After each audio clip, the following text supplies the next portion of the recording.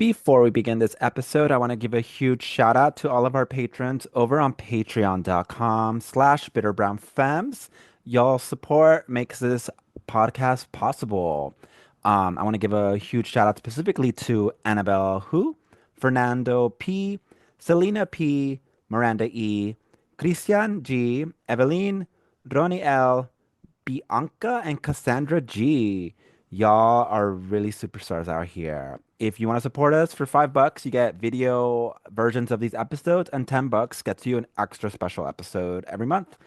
All right, the link is in the description, so check it out.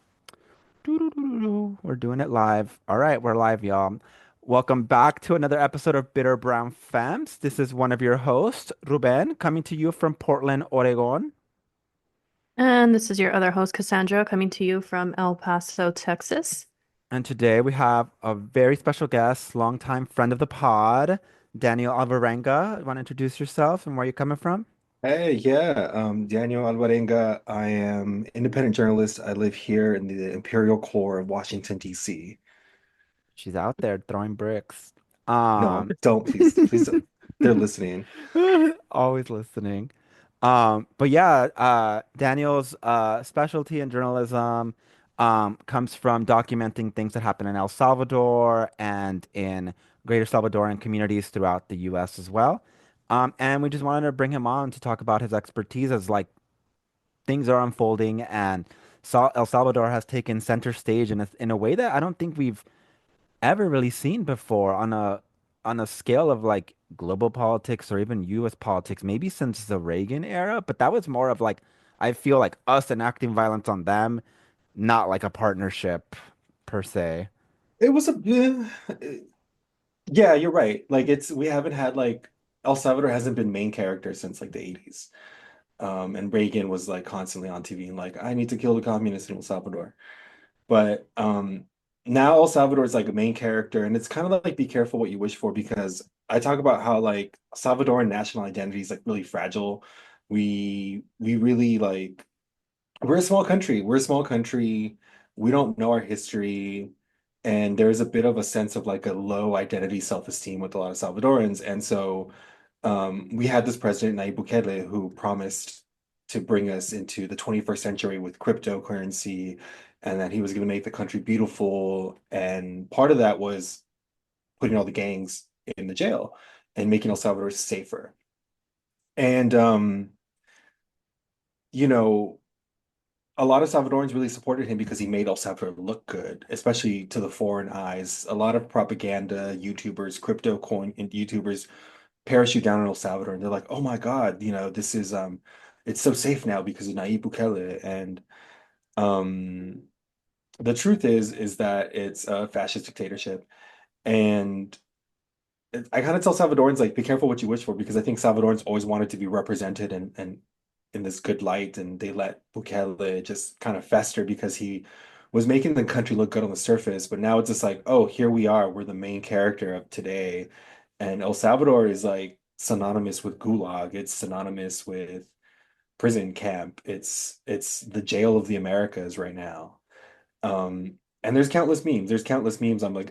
I was saving them at first, but I'm like losing track because everyone's dunking on El Salvador and it's deserved. I can't say it's not deserved. Yeah. Um, you said that like folks wanted to see El Salvador come to like the forefront and have its main character moment. And I've been seeing it like to be frank, like mostly from like received positively by some communities who are maybe not, but I'm not sure where that's from. I want to say that maybe they're not super informed on the actual state of politics over there, but that's just me taking a guess. Do you know why like people are seeing it in a positive light? Well, yeah, let's go back a little bit. So, like we talked about the 80s a little bit, that Reagan era with the Civil War in El Salvador. El Salvador has always had negative connotations when it came to Western American media specifically. It's always violent. We have that with the Civil War, military dictatorships, but then, post-war in the 90s and 2000s to now, there's been the proliferation of gangs, which became from U.S. intervention. These gangs are basically the evolution of child soldiers from our war that the U.S. funded. And now it became synonymous with gang violence. And so El Salvador has always had this sort of like negative image, this negative connotation that has been sort of imposed on it by like the West and by these policies that the US has. The US kind of like creates these dynamics and then like it throws the rock and then it hides its hand. And so like a lot of people know El Salvador for its violent history, but they don't know how it became that way. They just think, oh, these people are just inherently violent and that's why we don't want them here. And a lot of people, unfortunately, because we don't learn about El Salvador in our schools, we don't learn about the Central American wars and U.S. interventions. Um, Mostly what they get is just, propaganda, Hollywood, which doesn't really represent Salvadorans accurately. So people really internalize these like fucked up messages of El Salvador being bad, and inherently violent and um, war torn, gang torn.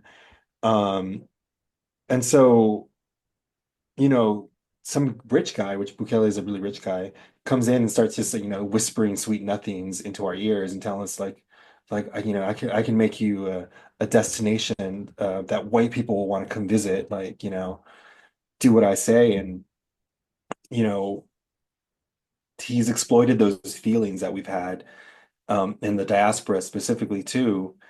These sort of like yearning moments for our homeland and like yearning for peace in our homeland and safety. He's exploited these feelings to power. And now he's at a point where like nobody can check him. And people are waking up to the fact that, oh, Bukele is not a good guy because he might put me and my loved ones in a gulag. I thought he was just putting Salvadoran gangsters in a gulag way over there.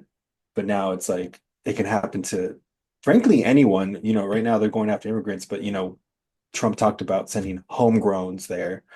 So people have been interpreting that as like, okay, El Salvador is like the new Guantanamo potentially. Um, so yeah, it's a lot. When did he take office? In 2019, right? Yes, Or has he taken office like he sorry, I'm not sure like how often the term limits are. yes. So he was mayor of San Salvador in 2015, and then he ran for president in 2019. And in 2019, it was Democratic. He was democratically elected. He won fair and square. I was there. I was counting the votes. I was at a voting center.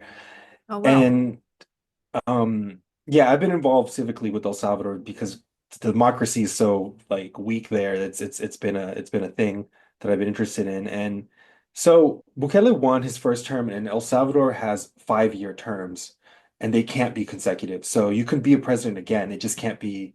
It'll have to be like 10 years from your first time you're president. Um, So or then five. isn't his term coming up?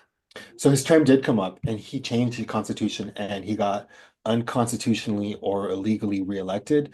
So Wow. I Bukele, yeah, he kicked out the Supreme Court judges. The Congress, the analogous to the Congress is all under one party almost. His party, Nuevas Ideas, New Ideas. Military dictatorships are new ideas. And so he has complete absolute power. It's like he's exactly what Trump would be if there were no like checks and balances. And I know democracy is pretty weak here too, but it's even weaker in El Salvador.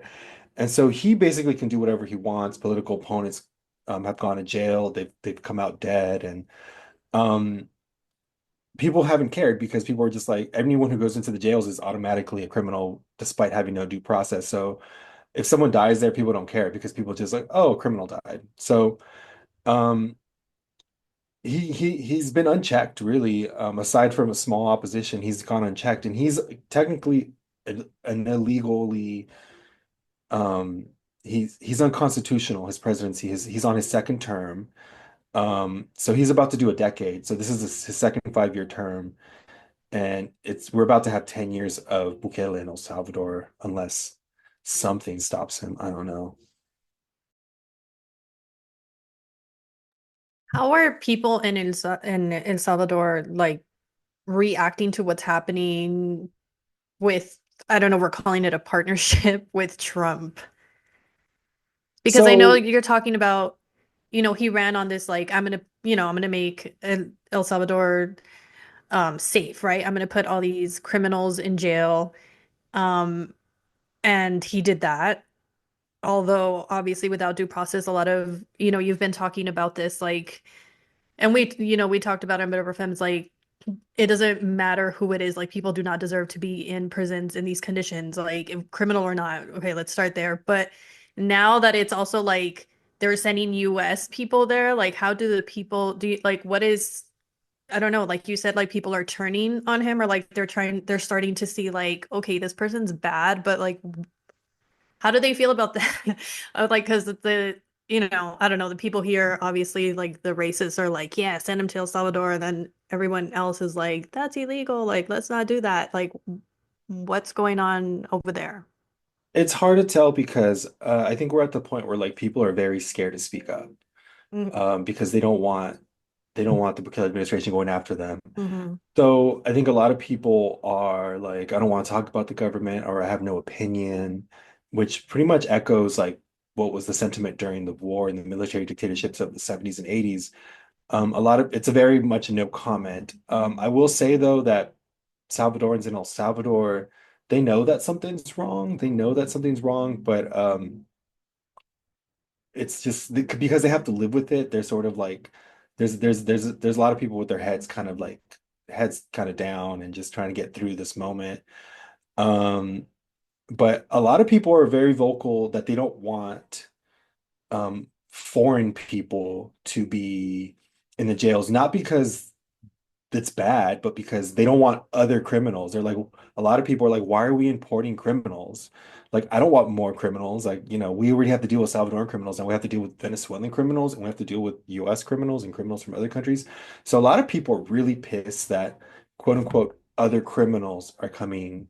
So that is a sector of society, and that's an opinion I've seen. But there are people who know this is wrong, and they probably just can't articulate it or um they've seen the signs coming with Bukele, and so like they're kind of burnt out on speaking out because it's sort of like the fascism is kind of closing in on people, and like, before the state of exception, you could criticize him and you won't be thrown in jail.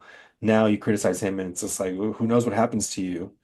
Um, but I think again, Salvadorans care too much about what outsiders think of us. And I think just the fact that we're becoming the butt of the joke and the fact that, like, specifically Kilmar Abrego, the man who was kidnapped and sent to El Salvador that US Senator Van Hollen went to go meet with, um, that sort of kind of changing hearts and minds. And, but at the same time, like, for me, it's just like it's hard to get honest answers unless you really know someone in El Salvador who's willing to like speak off the record or be really brave and know that there's consequences. But what I'm seeing is that the diaspora is even more disconnected. Like they're not connected to the reality. They don't have to like hide the fact that they don't like Bukele if they do.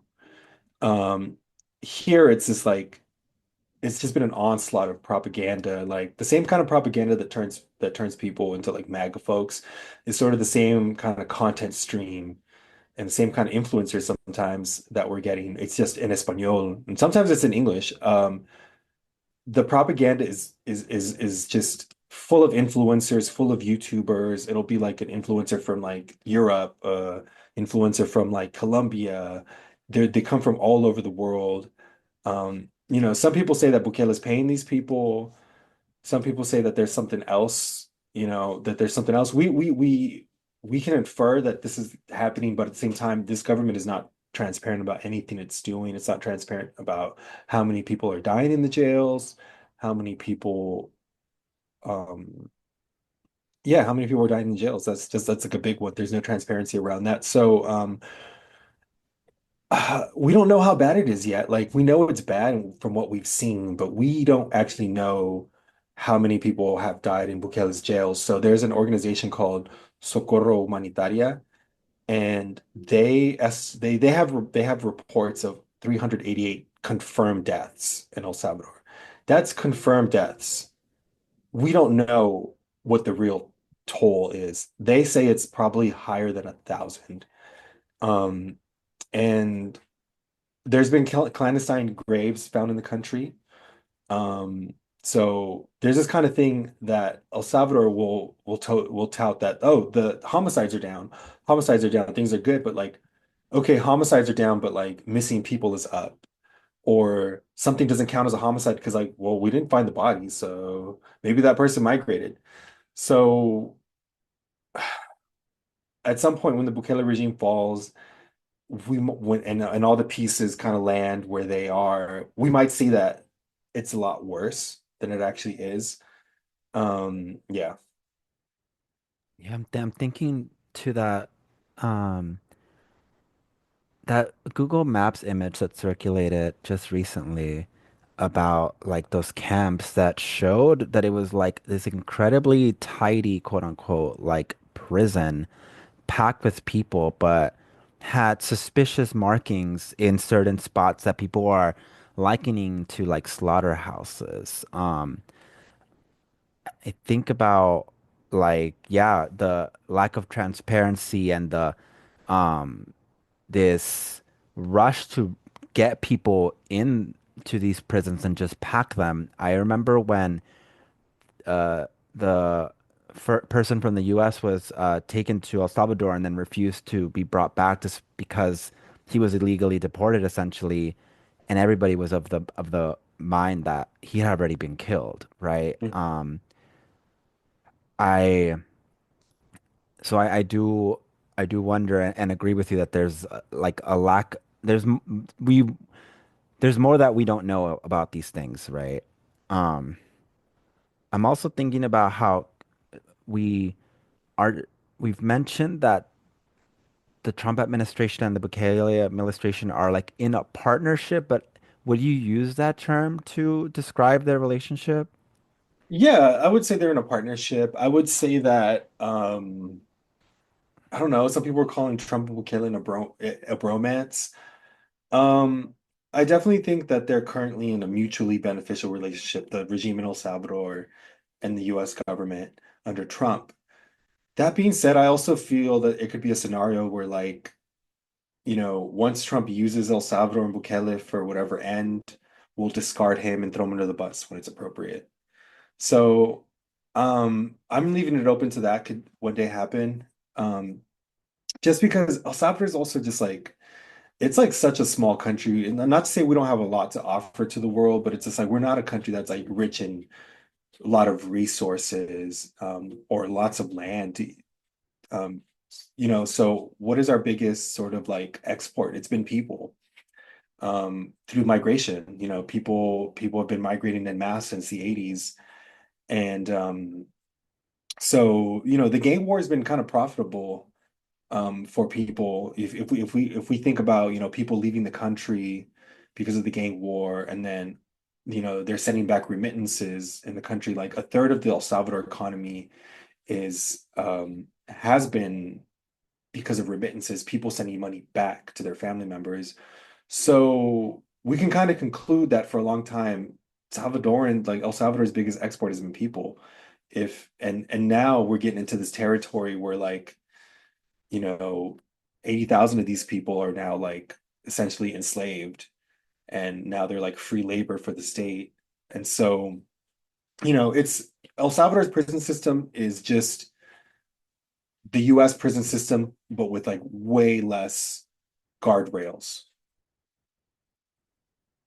And for folks who like don't know, like the U.S. prison system itself like provides like free labor for private companies often to mass produce, you know, at one point things as common as like Victoria's Secret underwear, but very many other things that we don't consider. So that is an interesting insight that El Salvador's biggest like transport or resource is people. Because I was thinking earlier, like, what is the benefit here for a Trump administration to partner with a country that is um, finding, has been trying to find its ground again for some time? Yeah. Well, we're vulnerable, as a country, we're vulnerable. I also think, El Salvador. El Salvador is a country that has a lot of white supremacy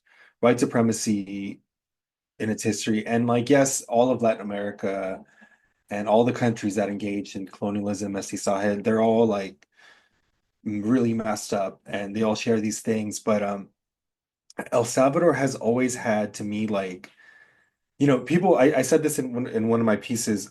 People always growing up said that Costa Rica was the Switzerland of Central America because they never had a crazy war. They defunded their military. Now they still have a police force, so don't go crazy for them.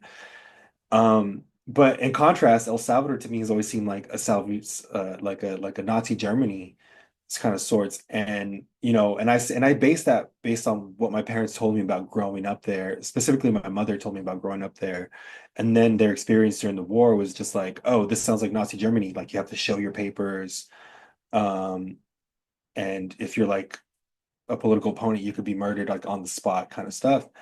Obviously, there's lots of dictatorships around the world, especially in the global south. But when we're growing up, we don't hear about those. We hear about Nazi Germany and that's it.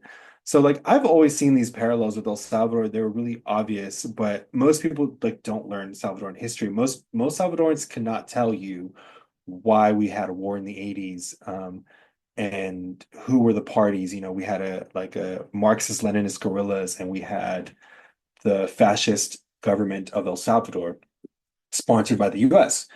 Most people just decide like, oh, well, like my family was on this side, and so this is the side I believe in. So we've never like come together and like talked about why we are in the situation we are and what are the realities of the war. People never talked about it. People wanted to forget. People were traumatized. A lot of people didn't have the tools to talk about it. When I mean the tools and resources, I always point out that Salvadorans have the least educational attainment of Latinos alongside Hondurans and Guatemalans. Um, In the US or in Yes, also? in the US amongst Latinos. So Latinos in general don't have like the best numbers, right? But like within Latinos, like Central Americans from these three countries have like the worst educational preparation and outcomes.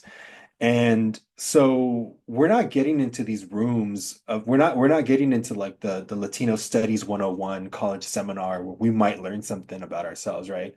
And the high schools aren't teaching about us. So like it's really up to people in the community to pass down these things, the internet. And so um, propaganda has won out. Like Bukele knows this.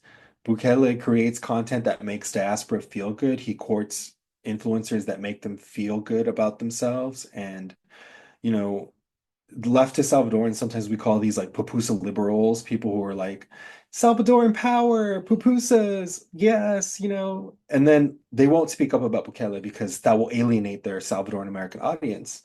And that's kind of where I'm like, okay, this is the diaspora is being a problem now. Like we're an active obstacle to democracy in El Salvador, and people are just brainwashed. And I had to kind of like have some compassion because like I want to be like, y'all are dumb, y'all should know better because of our history. But at the same time, I have to like also think about like, well, folks haven't had the chance to like really breathe and really process all that has happened to us in our parents' lifetime, in our lifetimes, in our grandparents' lifetimes.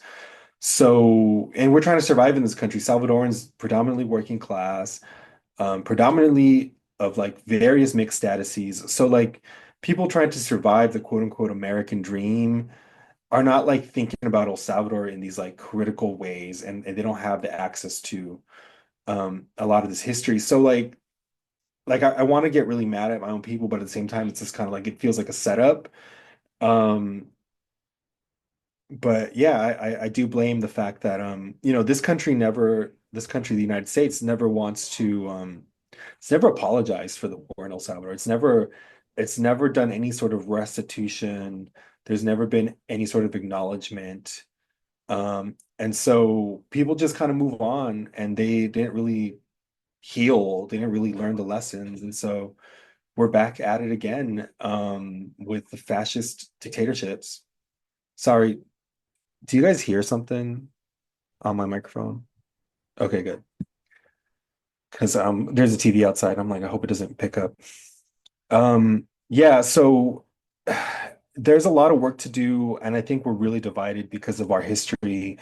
Like I said, if my uncle was killed by like a Marxist guerrilla, then I hate the left in El Salvador. And if, you know, we're very divided. There's some people who were like just ride or die for the right wing party, because their daddy or their granddaddy was like a soldado. So um, we kind of land all over the political spectrum, and there's no like one truth that we all kind of believe and that we all kind of acknowledge. And um, it's distorted. It's distorted our story, and we have someone who came in like a savior, Nayib Bukele, and being like, we're moving past the war. I'm gonna rewrite the Salvadoran narrative. And he rewrote the Salvadoran narrative using old military dictatorship tactics that like our grandparents' generation knew of. And I tell my mom like what goes on in El Salvador, and she's like, "Oh, they used to do that in the 70s. They used to kidnap people in the 70s. They used to do this and that." And it feels like we're regressing, but like we are regressing, but like not everyone's on the same page about that because we don't all operate with the same timeline of events. I'm a couple of things that you've mentioned that kind of pick up. I don't know the timeline of how I want to approach them, but essentially, you mentioned that Bukele in some ways is being seen as somebody who's like cleaning stuff up. How is, how are people, what are the things that he's doing that peop makes people perceive that, both domestically and in the US? Um, and then how do you like, where do you get the patience or the care to like not blow up at like, the quote unquote pupusa influencer? Because I feel like, throwing strays at the hot Cheeto influencers all the time because I feel like they're the Chicana X version of that shit, right? I feel like I've blown up on everybody already. Like I've already blown up. Like I've already blown up. I've already detonated. So I don't have the energy to even do that again. So I feel like and I'll be honest, I can be like a messy faggot on the internet and just a lot of people don't like my approach on how I tell things when it comes to El Salvador, my perspective. And so I did blow up on people. I think I realized all that anger that I had towards my own people, like not like waking up in time to El Salvador was just like wasn't useful. Like I don't want to use that cliche, you catch more bees with honey and whatever, but I'm trying to be just a little bit more like just let me just get the basic facts out, and then we can go from there because people just argue with me about the basic facts that also that Bukele is like a good guy. Um, but I want to step back a little bit and answer some of your questions. So I want to say that the gang problem in El Salvador is real. I'm always called an apologist for gangs, and it's a problem that people have tried to solve in El Salvador for decades now. Gang intervention has been criminalized. So like if you're trying to help people get in gangs, you're just going to be called a gang member. That has gone on, right? And so like Wild. for the only ways you could get out of gangs in El Salvador outside of death and jail is the church becoming part of like an evangelical church, which is like has its another like it's another like series of issues there. But there hasn't really been um anyone who's really dealt with the gang problem from a holistic perspective. And I mean holistic perspective, I mean like we need mental health, we need safety net services, we need like nutrition programs, all of the kind of things that like will lead youth to having like a more fulfilling life. Like El Salvador does not provide that. And communities here do not provide that for immigrants who come from El Salvador and never have. So sometimes gangs are like what reaches them, unfortunately. And the problem in El Salvador, the gang problem was very real. Like there was places that you couldn't walk down. And I think Salvadorans wanted a reprieve from that in any way. And but at the same time, we have to ask ourselves, like, um, is it really worth me being able to walk down this like colonia or barrio with my iPhone? Is it really worth jailing 80,000 people without trial? Was there a different way to do this, you know? And that's not a conversation people want to have. People are just like, throw them away, lock away the key, or, and so, and, it's going to require just a lot of empathy and care that sometimes, and patience that sometimes I don't have. Like, I talk, not everyone can have these conversations with their family members as well as also that's why I try to be like, okay, like let me not alienate people more than I already have. But I push people to have honest conversations with their people in their community, not the online community, because that's a mess. But you know, I've been talking about the gang problem with my mother for like decades because we've seen it grow. We're from the West Coast, so that's where it started. And she told me something that was like really like really empathetic for the time that I didn't hear a lot of Salvadorans saying. Like she told me this 10 years ago. She was just like, you know what? If I had grown up in El Salvador today, I might be in a gang. And that's not just because like that's not her admitting to like, yeah, I want to kill people. It's just her kind of realizing that like the social conditions of like growing up poor and rural without any opportunity is just the biggest indicator for you to be in a gang. So, so like if she was born today, like who knows, like that might have been just kind of where like society funneled her. And not to be conspiracy brain, but I feel that sometimes El Salvador keeps the gang war going to justify police, to justify military presence. It's just like they don't really, for years they didn't really want to solve the core issues, and now it's gotten way too out of hand. And I say that because every administration in El Salvador since the the gangs have been a problem, so since the late 90s or mid 90s, um, has made pacts with gangs. Every administration, past administration, leftist administration, the right administrations, there is no doing politics in El Salvador without pacts with the gangs for like truces and safety and territory. And Bukele has done these as well, and places like El Faro have reported on these gang pacts. And so people say that like he didn't pact with gangs. Like his people actually have liberated top leaders of the gangs. Like there's this guy named El Krug, and there's a guy that they actually one of his people drove to the border in Guatemala to let a gang leader go. So the people with the people who are gang leaders have clout and have power to negotiate their conditions, whether it is in the prisons or in the country or their freedom. So it's easier to grab someone who's poor and has no recourse, and has no ties to the gangs because who's going to fight back? They're not going to fight back. They don't have money to fight back. They don't have money for lawyers.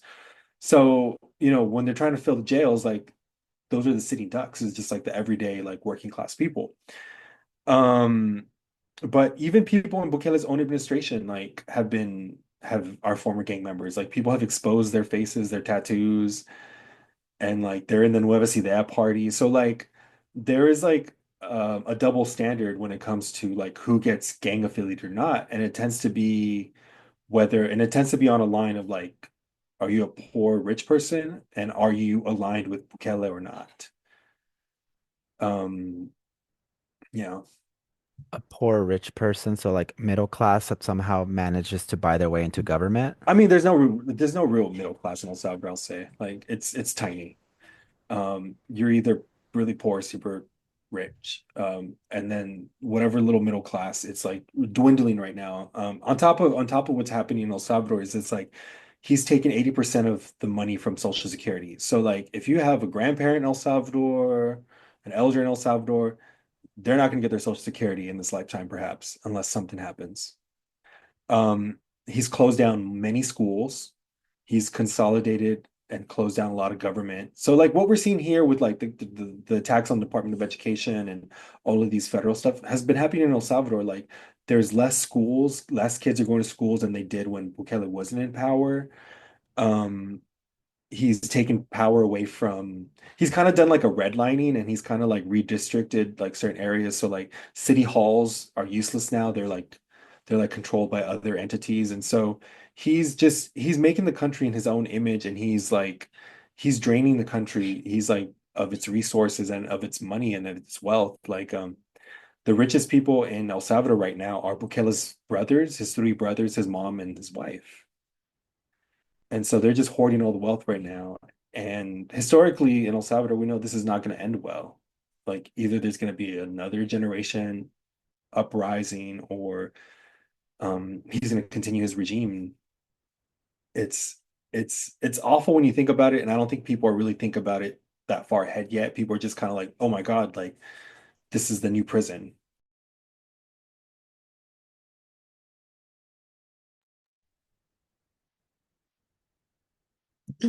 Sorry, talking about the influencers that we're talking about, do you think that they have shifted though within like the last, I want to say, I don't want to say it hasn't been months, like weeks maybe?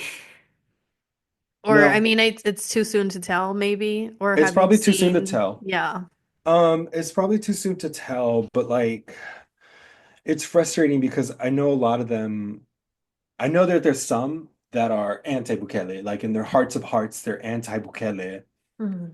but they're afraid to say anything because they don't want to alienate their primary audience. Like if you're doing Salvadoran American content and Salvador identity content, Salvadoran diaspora is your main audience.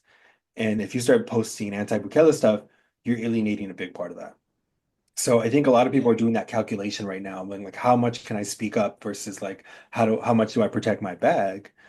Um, and some people are just like just obtuse, willfully obtuse. Like I don't want to name names, but there was a prominent poet, a prominent diaspora poet. People call her the Rupi Kaur of Salvadorans. 1 year into the state of exception, like over a year into people being unjustly thrown in jails, goes on a U.S. sponsored, U.S. Department of State sponsored trip to El Salvador to like talk about their mango poetry. And it's kind of like in El Salvador, we've always had like such a strong, we've had such a strong lineage of resistance and poets who've been exiled. And we think of Roque Dalton, poets who have like put to words like, you know, growing, like, being in this fascist hell that we call Hell Salvador. And, then we have these influencers who are like trying to get a bag and trying to go on government sponsored trips to El Salvador, whether they're sponsored by the Bukele administration or whether they're sponsored by the US State Department. But a lot of people are just quiet because they're trying to protect that bag. And I don't really have anything to lose. Like I don't have a journalism job. So like I'm not trying, there's no one's editorial line is like a book. It's just like telling me what to do. And I've alienated a lot of people. I've alienated a lot of people, and a lot of these people probably don't want to work with me because I've probably just like had a fit about Bukele because all of this stuff is awful, and I'm just kind of reacting just naturally. Like this stuff should enrage all of us. Um, and then I come down and I'm like, oh, okay, I blocked this person, I cussed them out, and maybe that wasn't the course of action, but um, I haven't really been taken seriously these last couple of years by my own community. I've been at odds with my own community to the fact that we're like, I don't, like I've never been a nationalist, and I think some people have always read me as a nationalist because I've always been very El Salvador centric.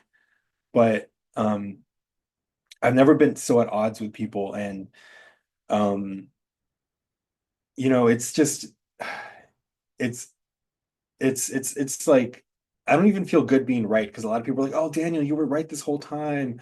You're vindicated," and I'm just kind of like, I hate it.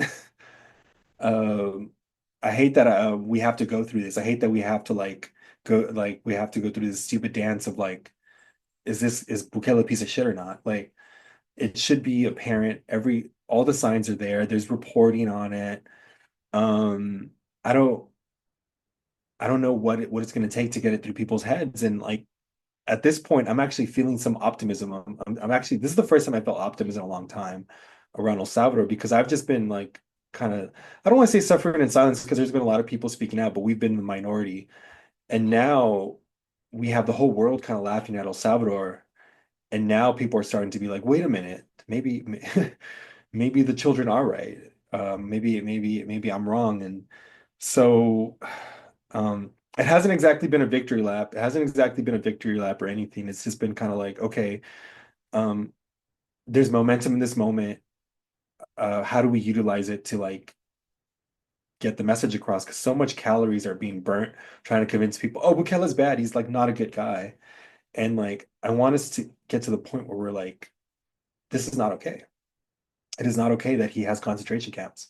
It is not okay that he has 80,000 people in jail without trial. It's not okay that people are dying in there. And you know, it's a prison system. El Salvador, we've been talking about the CCOT, El Secot, the Center for Terrorists or whatever. That's the nicest prison. That's the nicest one that has like the US style things, and a lot of money has gone into that. But there's prisons that are like a lot more dilapidated, a lot worse. There's one called Mariona, which is where like the conditions are like the worst. There's one, Izalco's known for being the children gulag. And at Izalco, there's reportedly a clandestine grave of fetuses. So like a lot of women are being impregnated in these places. So we know there's probably sexual violence happening. We know there's miscarriages happening. They're not getting any kind of care. So and this hasn't, you know, the places like El Faro and Salvador newspapers have kind of talked about this a little bit, but um, it's still not well known. It's still not well known, and I just need people to just get it in through their heads that the Bukele administration is evil, so that we can start unpacking more. And at the same time, like a lot of people also want to just turn off. Like it's just like, whoa, whoa, whoa, whoa, whoa, this is traumatic. Like I don't want to hear anymore. And I'm like, okay, like I think a lot of people just have their head in their head in the sand right now with, or have had it up until now with El Salvador. And now that the fascism is getting real here in the United States, people are starting to like, oh crap, this has something to do with me now.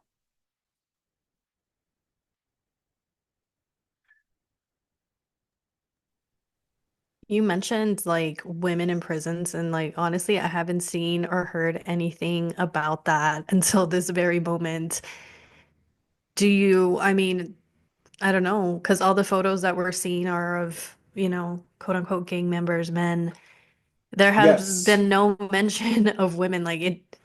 It's wild to think, because they're in separate prisons, right? Like Hmm. women and men, obviously.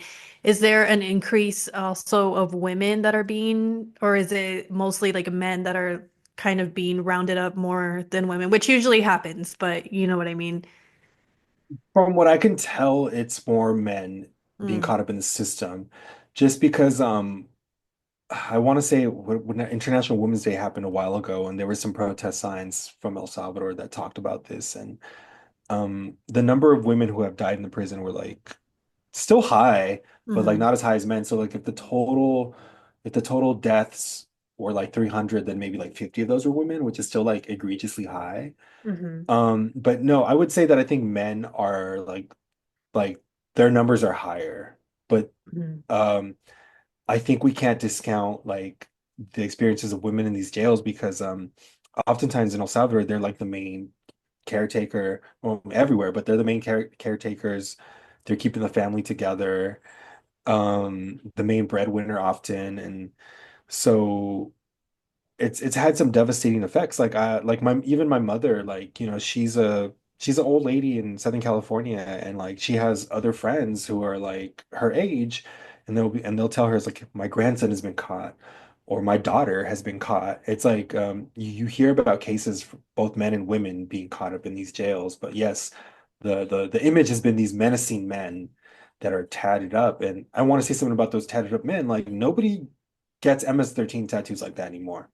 Like that is from those men are like in their 40s.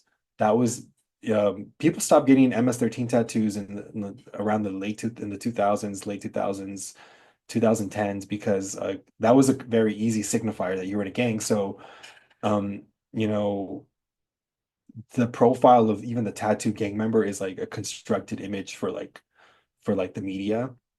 Um, the majority of people are just look like average people. Maybe they have tattoos, maybe they don't. It doesn't really matter. And yeah, there's a lot of cases of women dying in these prisons. And the one that really sticks out to me is the Salco prison, because I think that's where they house a lot of women and children, if I'm not mistaken. But there was a case just the other day, like on my Twitter feed, I sometimes share these images of people who've died in the prisons, and there was a post by like account called Desaparecidos in El Salvador, because we don't know if the state took them, if a gang took them. We just know they're desaparecidos. But for this case, they came out of jail, so we know we know where they died. And there were two women in from Santana. The facility was in the city of Santana, or the state of Santana, the department. And so it's not just the CCOT that we everyone's talking about, the Center for Terrorism. That's just the main prison, the main sort of like PR prison, the nice facility, that they show the world. But there's these other prisons that people don't go to, are not allowed to go to. We hear less of, and some of those prisons have more women and children. And then just to add to that, the other costs that people aren't seeing from these mass incarcerations is that, like, these people, when they go into jail, they're leaving behind children, they're leaving behind aging mothers. So like, I wish I had a number, but it's led to a rise in like it's led to a rise of children who just have no one to take care of them, because sometimes both their parents will be in jail, or their main caretaker will be in jail. Now they have to live with their like aging grandmother who can't take care of them as well. And so like, um, these prisons are not just ruining the lives of the people in the prison; they're ruining the lives of everybody connected to these people. And like, these are 80,000 people, so that ripple effect is probably like in the hundreds of thousands of people that are being affected. But people are afraid. People are afraid to speak out, and yeah. I also think about like these, we talk about like the sexual violence that like women are experiencing in these prisons, but like the images that we're constantly seeing of like men stripped down and like forced like piled on, like that is also like putting people's bodies on display without any like regard for their humanity, right? And I think about that and just suppose it with like the images that we see coming out of Palestine and the way that Israelis parade around Palestinian prisoners and how these are acts of sexual violence as well. Yeah. Yes, there's like a humiliation ritual that happens with these like, especially the tattooed shaved men. I mean, a lot of people have been making parallels to the Holocaust with like especially the shaved head. But yeah, Gaza is very central to all of this, and that's something that we can't forget. Like, Nayib Bukele is a friend of Israel. When he was mayor of San Salvador, he was already being courted by Israel. He went to their international mayors conference in Israel. This is before he even came to power. I put this in Al Jazeera story. Nobody cared. Other people have reported on it, not just me. Nobody saw that as alarming back then. At least nobody like at least at least the powers that be in the establishment, in the establishment media, nobody saw a problem with that. But Israel has had a big influence in El Salvador. Even during the war, like they trained some of the secret police, some of the death squads that we had were trained by Israel in the post-war period. The IDF frequently would come to El Salvador to teach counterinsurgency for the gangs. And so, on top of that, Bukele has also used Israeli software, spyware to spy on journalists. And I've had people tell me, like, yeah, my phone went crazy. Like, I couldn't do anything. It just started malfunctioning. And they found out they had Pegasus software because they were speaking out about El Salvador. And we talk about some of this. So, I'm gonna plug the podcast. I did a podcast with Sonora Media called Humo, Murder and Silence in El Salvador. And we kind of try to meet people where they are. Like, it comes off as like one of these murder mystery type podcasts, but really, like, we're trying to like, I don't know what the saying is, but throw medicine with the candy or something. Um, And we do dig into like El Salvador's rise of fascism, like that's like part of the end goal of that podcast, but it really kind of lures in the audience as like, oh, unsolved mysteries and dead people missing. Um, you know, Is that an ongoing project or? no, it was a limited series of just it's in English and Spanish, so it looks like 16 episodes, but eight are in Spanish and then eight are in English, the exact same story in just two languages. And I'm the English language host. But it was done by a journalist named Brian Avelar in El Salvador and a Salvador newsroom, Revista Factum. So it's it's in collaboration with Salvadoran journalists who've had to risk their life to tell these stories. And for me, it was an honor to just be part of that, and just I also give the diaspora perspective too, because like I've been affected by all this in a different way, in an indirect way. My mother was a witness to a war crime, and her brother died in the war. And we were trying to bring justice to something that happened 40 years ago. She lost her brother. This has been something that has been weighing on her for decades, and we were so close to exhuming his body and finding his remains. And then it got canceled because the Bukele regime fired all the prosecutors on the case, fired all the criminologists. And it wasn't like it was, I don't feel like I was targeted necessarily.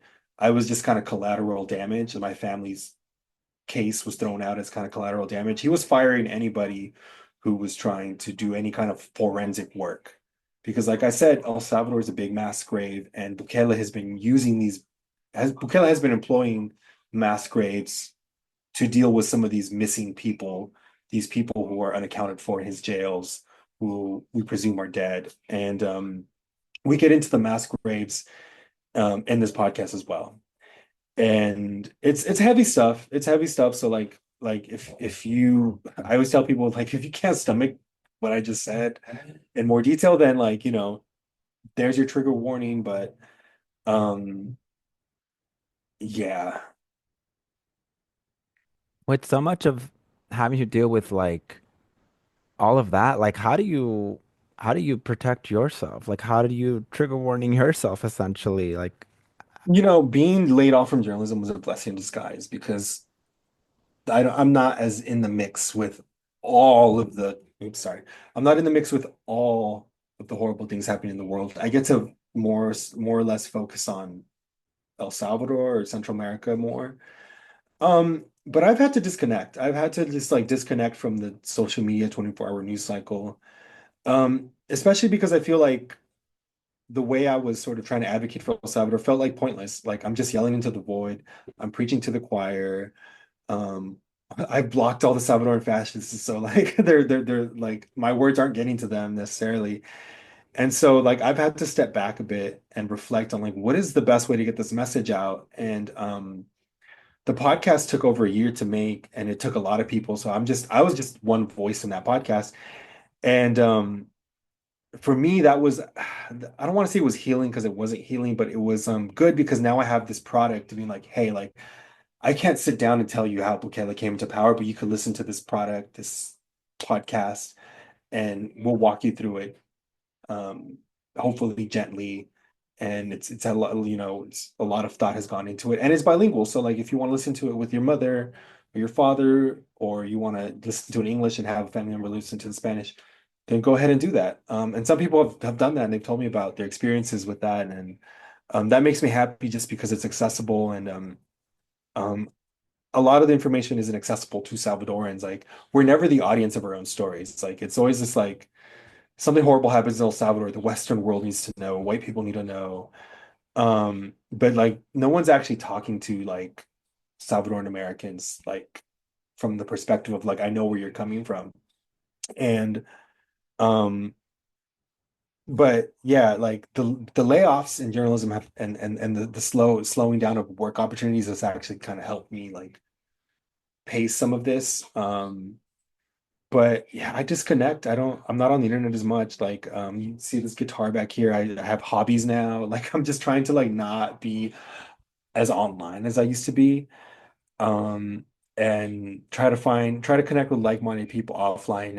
And I feel like that's where we can sort of build sometimes, but I try to plug in people doing good work when I can. But yeah, it's just been overwhelming. Sometimes I don't, I'm not on the internet. I say my piece and just go. Like I'll say like, Bukele's a fascist. He killed this many people, or this happened, and then I like go away for like 24, 48 hours. So I'm not as reactive in the moment to things. I'm not raising my blood pressure every day, fighting trolls. Um, but it's not just my burden. It's not. I've had to tell myself it's not just my burden or like the five people who've been opposing Bukele since the beginning. It's just like I want people to start waking up and start like articulating to this in ways that they understand it too, because um there's not enough Salvadorans who get to make it to the spaces that I do. And so I do feel like a responsibility to like never shut up, because like I'm not a journalist in the formal sense anymore. Like I have a normie day job, but like I created this platform and it would just be a waste for me not to say something about what's going on. But I want other people to step into the space with confidence and conviction and being like, this is some bullshit. And people are doing it, but not enough people to my liking, and not enough of the people who have a captive Salvadoran audience want to have that back and forth with their fans. And people have probably seen me melt down on the internet, and they're just like, I don't want to be Daniel either, and that's fair. But I've just been taking it day by day, and just try to like talk to like-minded people. I think the positive right now is that like a lot of people are willing to hear about El Salvador that never before. Like, I was with my partner's family this weekend for Easter, and they had questions like, "Hey, you're from El Salvador, like, what's going on?" And now people have sort of a baseline of knowledge of like, it's unfortunate that it took Kilmar, it took the over 200 Venezuelans, it took a Trump administration for people to care again. But I try not to get caught up in all that and just, meet people where they are. And it's just like if someone has a question about El Salvador, I'll answer it, and I'll try not to be catty about it.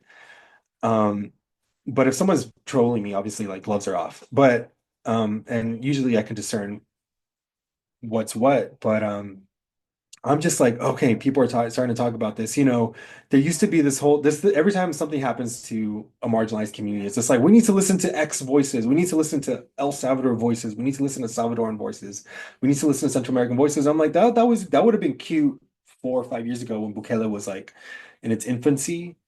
But like now I need everybody to talk about this. Like I need Rachel Maddow, I need Maria Hinojosa. I need all these people who are just starting to activate.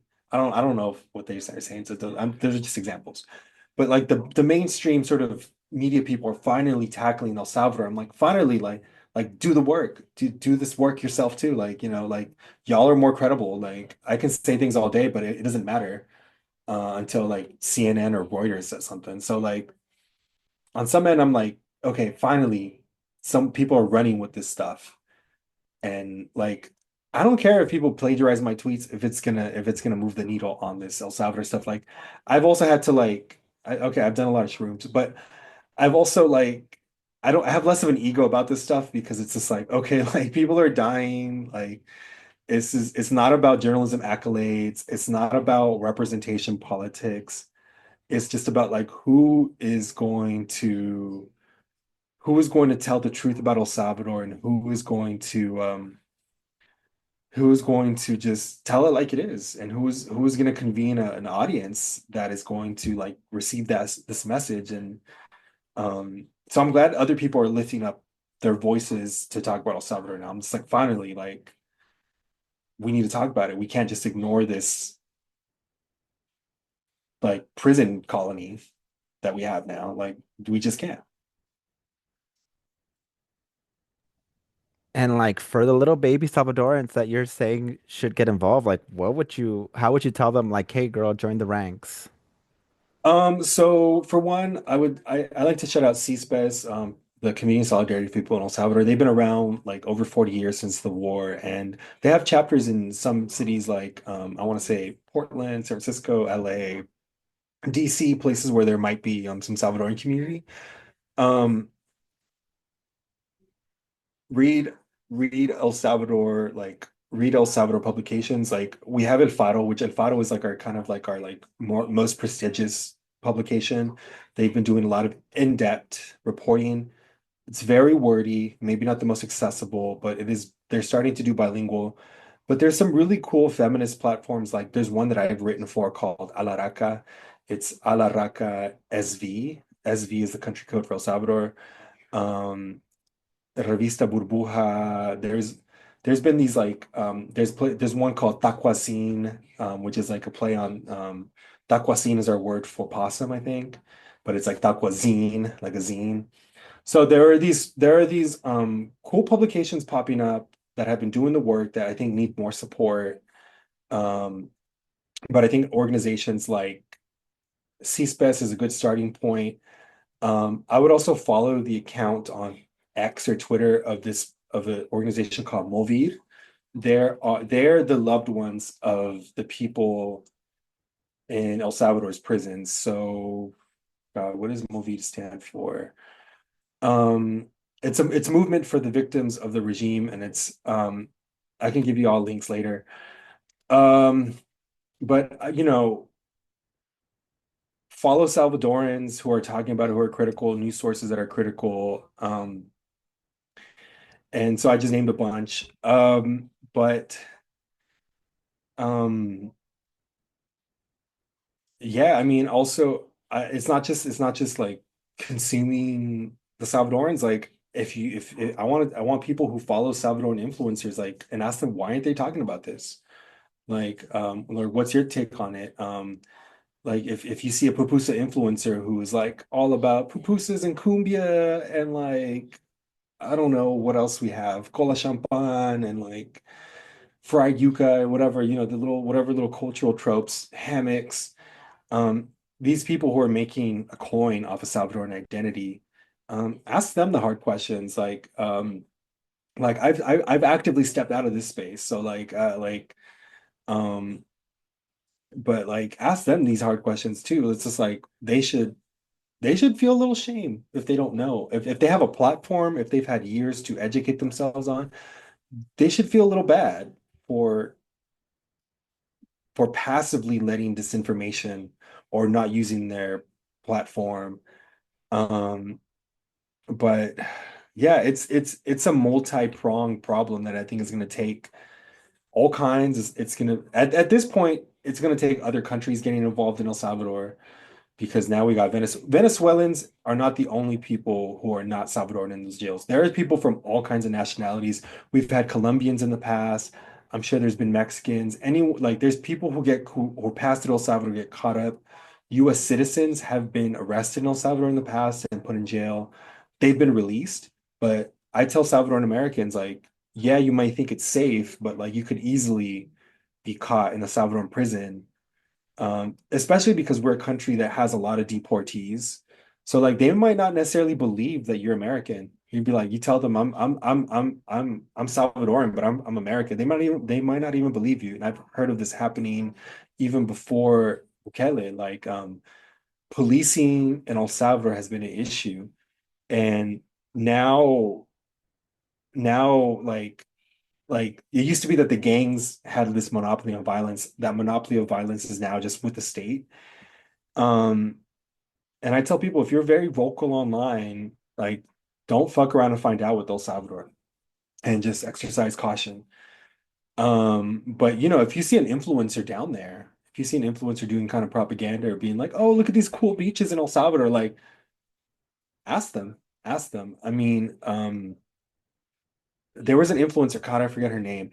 She went by Doctor something, but she was trying to do these social justice tours to El Salvador, but they were like promoting the cryptocurrency, and there was all of this like, oh, crypto is going to help them build sovereignty away from the U.S. dollar. And El Salvador is a country that's under the U.S. dollar, that's our currency. And a lot of people the will try to sell you the fact that Bukele is liberating El Salvador in some way. And it's just not true. It's just not true. And I think that's finally starting to come into focus. Finally starting to come into focus because of his relationship with Trump is so public. But in the past, he's always been friendly with the Republicans. He's besties with Carl Tuckerson. And he's been besties with Carl Tuckerson for years. Um, so there's that. And I think you asked me earlier, have I been seeing a shift? There has been a shift.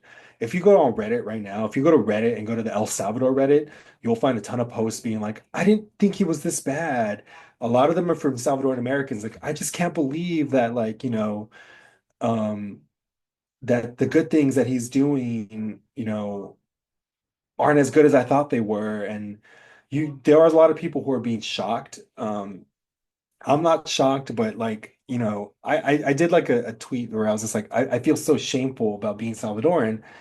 And, it resonated with a lot of people. It resonated with a lot of people that weren't feeling shame. Like, if I were to be honest with you, like, being Salvadoran has always been kind of shameful to me because we've always been like a very eugenicist, military dictatorship, colonial mess. And, we have examples of my family just having gone through just hardships because of the Salvadoran state.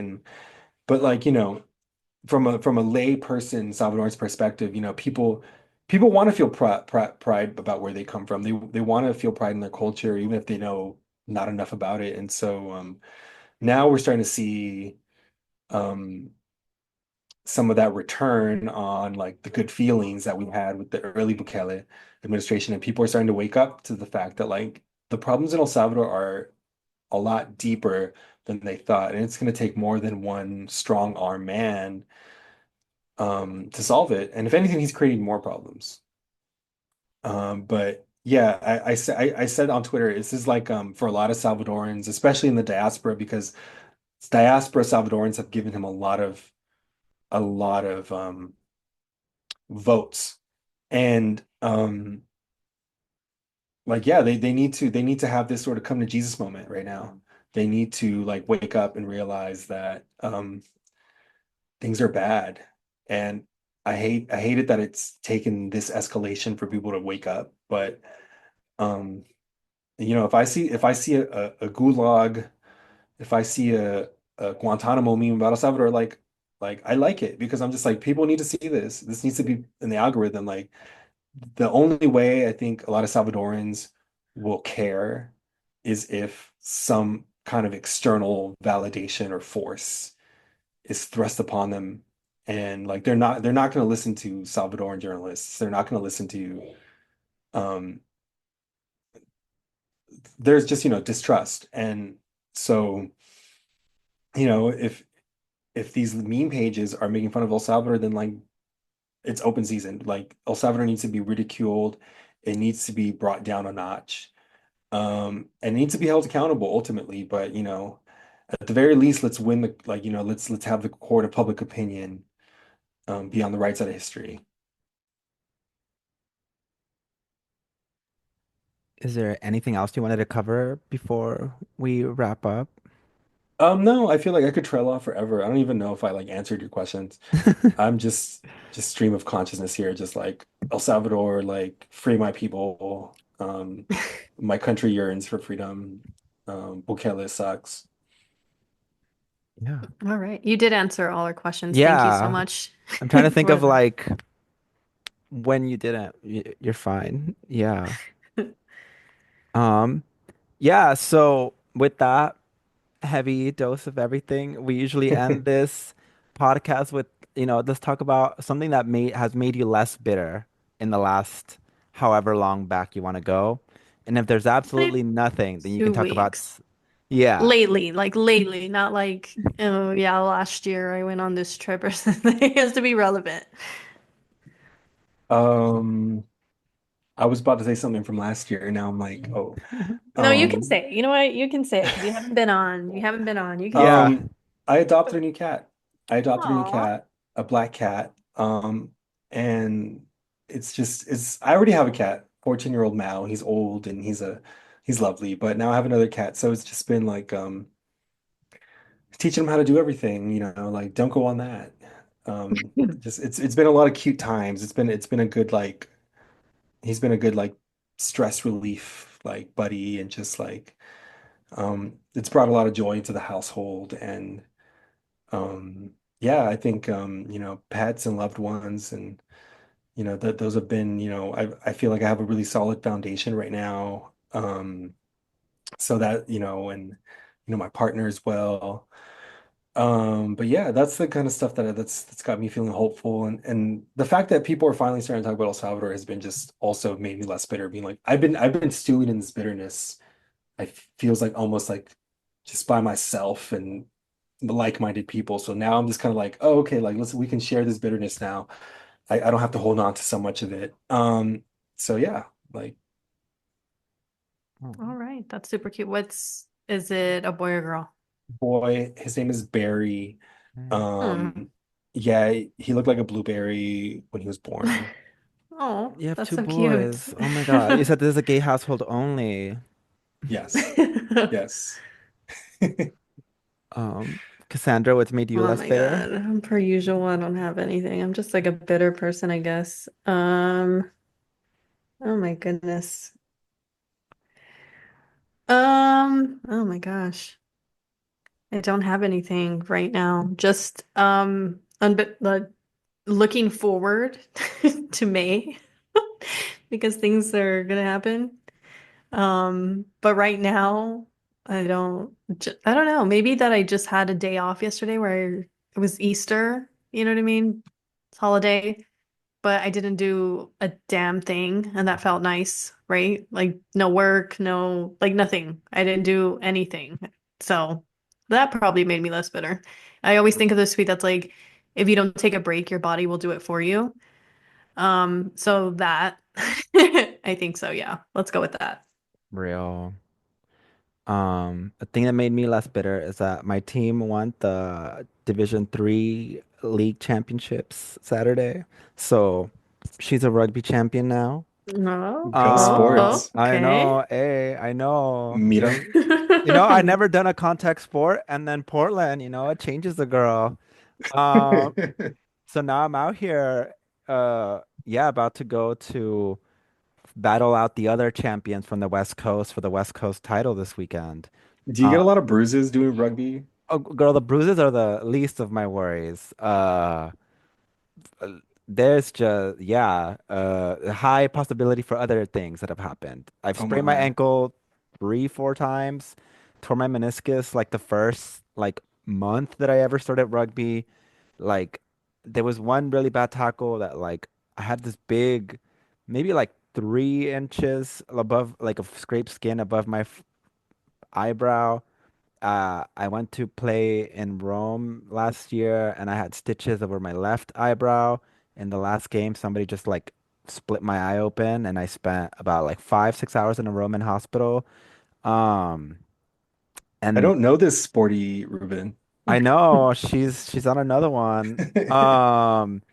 Yeah, I mean, there's a lot of injury. There's also, I don't know, a lot of camaraderie and it's like, I've always been an endurance athlete. Like I spent most of my like teens and early 20s marathon running and I discovered this and it's also an endurance sport and it's also something that I feel like I'm only going to be able to do like now.